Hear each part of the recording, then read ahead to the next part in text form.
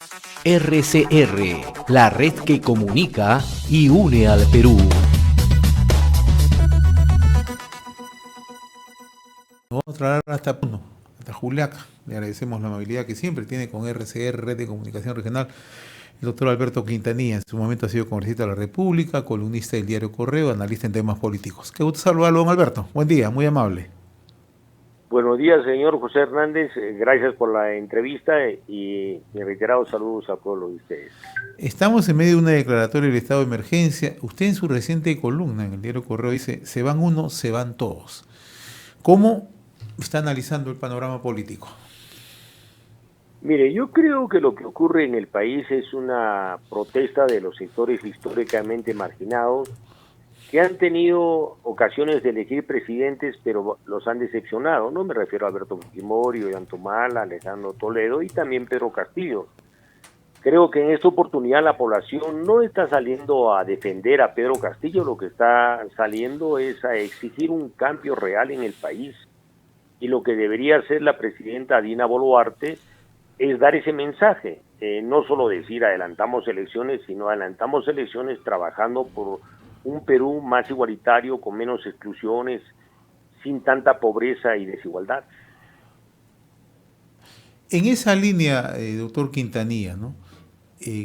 ¿Cuál debería ser un punto de encuentro, un punto de entendimiento, un punto de consenso? Usted me dice que no solamente basta con el adelanto de elecciones. Las fechas se han propuesto, unos dicen para el año 2023, inicialmente la propuesta de la Presidenta de la República era hacia el año 2024, tenemos entendido que hoy asiste el ministro de Justicia y Derechos Humanos al Parlamento para sustentar la posición de que las elecciones se pueden adelantar hacia diciembre del año 2023. Usted nos dice que eso no basta, pero tiene que haber un punto de encuentro, un punto de entendimiento. Y uno de los grandes problemas es esos desencuentros precisamente, ¿no?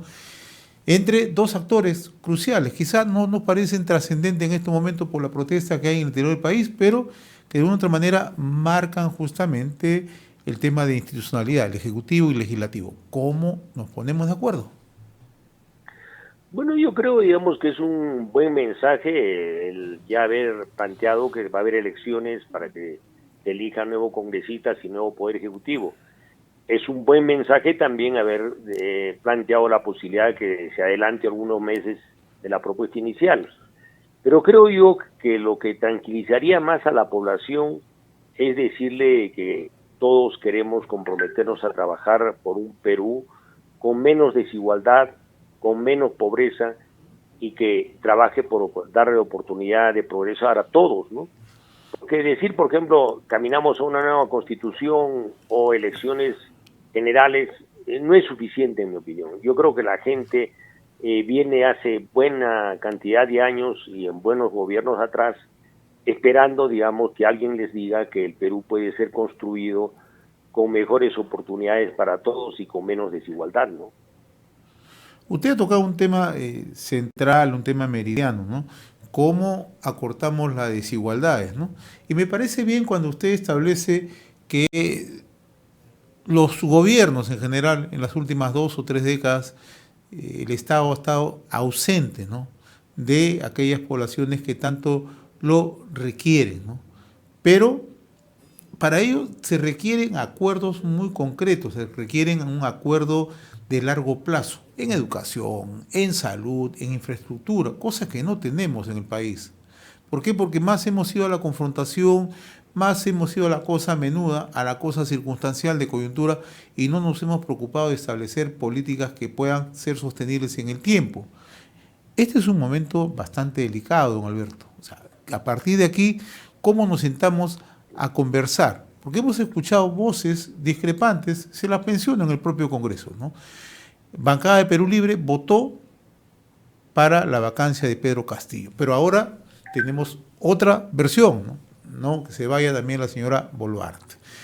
Sectores de la propia izquierda, la señorita o señora Runluque, la señorita Sigri Bazán, también votaron por esta posición que se vaya el señor Castillo, pero mantienen. Entonces, ¿cómo es que nos ponemos de acuerdo? Y también va a la derecha, porque tampoco defiendo la derecha, ¿no? O sea, ¿cómo nos sentamos? Mire, yo creo que si los 3 puntos que usted ha tocado el Estado se compromete a través de sus fuerzas políticas que están en el gobierno, en el Ejecutivo y en el Congreso, a trabajar por una educación de calidad y de acceso universal para todos. Si trabajamos por una salud de calidad y de acceso para todos, y trabajamos para que darle oportunidad a que todo el mundo tenga un acceso a un trabajo digno, y además le agregamos lo que ha señalado, un buen servicio de infraestructura, habremos avanzado bastante, ¿no? Y estaríamos tocando los problemas de fondo que quiere el país. Porque en esa consigna, digamos, de nueva constitución, una vez se dice está vacía, está hueca, tenémosla. Pero lo que uno observa es que en estas movilizaciones, que llamo yo que sean pacíficas, lamentamos las 8 muertes que ha habido en el país. Me parece que hay que pedirles perdón a sus familiares y darles el sentido pésame y acompañarlos. Comprometernos a trabajar por un Perú más equitativo, más justo, menos desigual, ¿no? Creo que eso nos podría permitir ordenadamente ir a nuevas elecciones, ordenadamente iniciar un cambio real en el país. Eso es cuando hay una mirada como la que usted tiene, ¿no? Bastante ponderada, bastante responsable. Pero vemos que en las demandas que se están planteando en algunos puntos del territorio nacional hay posiciones ya mucho más radicales que van más allá de destrozar el Estado. Entonces, ¿cómo evitamos eso? Porque si bien es cierto, yo insisto, hay demandas atendibles, hay una postergación por años, ¿no?, de lo que se denomina el cierre de brechas en nuestro país, una ausencia del Estado, una incapacidad también del resto de instituciones, incluyendo el sector privado. Entonces, pero ¿cómo es que encaminamos eso? ¿Y cómo logramos que en estos momentos esos sectores que piden una agenda maximalista radical puedan deponer? Da la impresión que allí está el tema central, ¿no? Ahí está el punto principal de atacarlo. Mire, yo creo que decir, por ejemplo, como han dicho algunos políticos, lo que están protestando es un grupo reducido, pequeño. Están diciéndole, salgan todos a la calle. Cuando decimos que son terroristas, lo que están demandando, extremistas, etcétera, también. Busquemos el diálogo. Y yo creo que en Puno estamos haciendo el esfuerzo, estamos llamando a los que tenemos algún nivel de responsabilidad política, a que las movilizaciones y paralización del día de hoy sean absolutamente pacíficas, para demostrarle al país y al gobierno de que ha decretado el estado de emergencia, la población puede responder movilizándose sin ningún tipo de violencia. Estamos haciendo ese esfuerzo y creo que sería la mejor respuesta cívica de la población de la región de Puno y Juliaca en particular, movilizarse el día de hoy en forma totalmente pacífica. Y si hay algún brote de violencia, la propia población tiene que controlarlo y limitarlo, ¿no?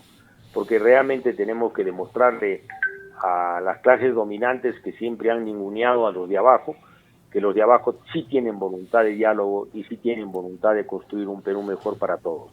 Estamos dialogando con el doctor Alberto Quintanilla, es congresista de la República, columnista en el diario Correo, analista en temas políticos, ¿no? El otro tema que también genera esas controversias es, usted es un hombre de leyes, ¿no? ¿Pedro Castillo cometió un autogolpe o no cometió un autogolpe? Yo creo que intentó un autogolpe. Es la comisión de un delito en tentativa, ¿no? Porque no ha concretado. Pero es un delito. Y además no tenía ninguna posibilidad de hacerlo. Pero es un delito. Pero ha intentado. Es un delito, sí. O sea, Pedro Castillo, en la calidad. Pedro Castillo en realidad vulneró la Constitución. Violó la Constitución y debe ser juzgado por tribunales imparciales, ¿no? Teniendo en cuenta que es una tentativa, que era un delito imposible. Y en tercer lugar, también hay que reconocer que tiene mucho de contenido político, ¿no? Entonces, ha cometido un delito que sea juzgado por tribunales imparciales y que busquen, a través, digamos, de un juzgamiento, darle un mensaje de tranquilidad y de paz al país, ¿no? Que se puede juzgar a las personas respetando su dignidad y reconociendo que si bien hubo motivaciones políticas, cometieron un delito. Y en este caso, creo que cometió un delito en la modalidad de tentativa. Ahora, en esa línea, ¿no? Aquellos que solicitan la excarcelación de Pedro Castillo, ¿están ¿Cree usted en la línea correcta o están ya tratando de forzar el tema? Mire, yo creo, digamos, que si a Pedro Castillo se le da libertad y se le pone una libertad, una prisión domiciliaria o restricciones o un resguardo permanente para que no abandone el país, sería suficiente. Porque hay que, yo dije que esta es una actuación de Pedro Castillo que también tiene motivaciones políticas, ¿no? Entonces, entendamos que la población lo ha elegido con ilusión de un cambio y creo que le ha defraudado, ¿no? Le ha defraudado por la presunta comisión de delitos de corrupción que él debe encarar y esclarecerlos y no evadirlos, ¿no? Creo yo, digamos, que hay que darle un mensaje al país que la justicia puede actuar bien y sin excesos. Aquí un poco que se deja de lado en estas protestas, no. Pero si todos los que gobiernan roban, entonces un poco que se ha normalizado que quien sea el gobierno, hay una concepción patrimonialista del ejercicio del poder y eso tenemos que cambiar y cambiar con educación. Los gobernantes tienen que dar el ejemplo de transparencia y en el caso concreto de Pedro Castillo, en mi opinión, tiene que ser transparente ante sus electores, ante la ciudadanía y colaborar con la justicia, ¿no? Hay razonables indicios de que habría cometido delitos de corrupción y él no tiene ningún derecho ante su pueblo de no esclarecerlo. Yo se lo pregunto porque usted es uno de los políticos que siempre actúa con transparencia y dice las cosas como las percibe, ¿no? Y en el caso de Pedro Castillo, si bien es cierto, había una motivación política, el otro tema de fondo era la corrupción. Y esto en realidad no exime a los otros gobiernos, ¿no? Porque siempre se dice, pero robó Fujimori, robó Toledo, robó Humala, robó Vizcarra. Entonces, eso no exime, porque corrupción es corrupción. Cuando se habla de corrupción, no hay corrupción buena ni corrupción mala, ¿no? Entonces, usted acaba de señalar algo interesante, muy importante. ¿Por qué Pedro Castillo ha esperado 17, 18 meses para llegar a esta situación cuando desde los primeros días que se le solicitó y también a la bancada de Perú Libre que sean transparentes para poder explicarle al país lo que ya venía denunciando un sector de la prensa o a través de otras investigaciones? ¿Por qué no lo hizo? ¿Por qué hemos llegado a esta situación en medio de una confrontación política, claro está? Mire, yo estoy de acuerdo con usted, los pecados de otros no hacen santo a uno, porque el otro haya cometido delito de corrupción no me autoriza a mí a hacerlo, pero hay que entender también de que seamos justos y equitativos. Las responsabilidades presuntas que puede tener un gobernante en relación a otro hay que verlas en la magnitud también del presunto acto de corrupción. Yo estoy porque Castillo dé la cara, sea juzgado y ayude a esclarecer. Pero también yo estoy de acuerdo que se aceleren los plazos. Yo no considero justo que a la señora, por ejemplo, Keiko Fujimori se le tenga tantos años sin decirle si es culpable o inocente.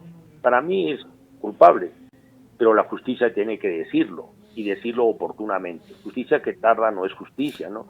Y en este caso también debería procederse en forma pronta a terminar los procesos contra los otros expresidentes que también están bajo sospecha de comisión de delitos. Y en el caso de Castillo, en mi opinión, habría que acelerar y exigirle a él transparencia y colaboración con la justicia. Estamos totalmente de acuerdo con usted, ¿no? O sea, cuando hay corrupción, sea el gobierno que sea el político que sea, la justicia tiene que actuar sin distingo alguno, ¿no? Y eso es uno de los grandes problemas que arrastramos en el Perú en las últimas décadas, ¿no? En los últimos años, ¿no? Que ha sido, digamos, más notorio, ¿no? El papel de la izquierda, don Alberto. La izquierda, un sector acompañado a Pedro Castillo, ¿no? Entonces, ¿cómo establecer, ¿no?, esos canales para también mirar en perspectiva que se cometieron errores, desaciertos, hubo muchas promesas, ¿no? Pero ahora hay quienes intentan el borrón y cuenta nueva? Yo creo que la izquierda tiene que empezar autocriticándose que no ha sabido estar a la altura de las circunstancias en ningún momento. Tiene que autocriticarse por no saber haberse unido en un programa de transformación viable. Tiene que autocriticarse porque no haber sido democrática a su interior, en sus decisiones, y democrática en su relación con la población. Pero estos problemas que tiene la izquierda también los comparte todos los partidos de la derecha y el centro. Entonces es un esfuerzo que debemos hacer en el país en forma conjunta. De acuerdo. Hay otras posiciones mucho más radicales, ¿no? Que vuelva al gobierno Pedro Castillo. Eso ya es jalado los cabellos, ¿no? Bueno, yo creo que la vuelta de Pedro Castillo no resolvería nada, porque además Pedro Castillo ha demostrado sumas limitaciones y no ha tenido una vocación de diálogo, ¿no? Si algo hay que criticarle a Castillo, entre otras cosas, es su poca transparencia y su poca voluntad de diálogo. Bueno, creo que ya se debe voltear la página, dar paso a un adelanto de elecciones con reglas nuevas, pero iniciemos en el país un proceso de discusión de qué Perú queremos. Yo planteo que discutamos que debe ser un país más justo, menos desigual, que el Estado brinde educación, salud, trabajo y servicios de calidad, como lo hacen otros países, incluidos los que no son de una orientación de izquierda, pero que lo hacen. Y la inversión privada también tiene que capitalizarse en esa línea de trabajo, ¿no? Con una redistribución mucho más equitativa, mucho más solidaria. Una inversión privada que tenga responsabilidad social, ¿no? Sobre todo los sectores de la minería. No nos pueden dejar, después que termine y se agoten los recursos, zonas contaminadas, ¿no? Imitemos en esa política, por ejemplo, a países como el Canadá o Australia o el mismo Chile, ¿no? Donde ciertamente hay normatividad, que la hay en el Perú, pero que no la cumplen. O sea, no puede haber una minería que explote, se acabe el mineral y dejan un páramo, ¿no? Deben dejar y rehabilitar el terreno donde han explotado el recurso lo más cercano a antes que iniciaran sus acciones, como lo encontraron, para que se vuelva a producir en actividades agropecuarias. ¿Cuál sería el llamado que haría usted, don Alberto?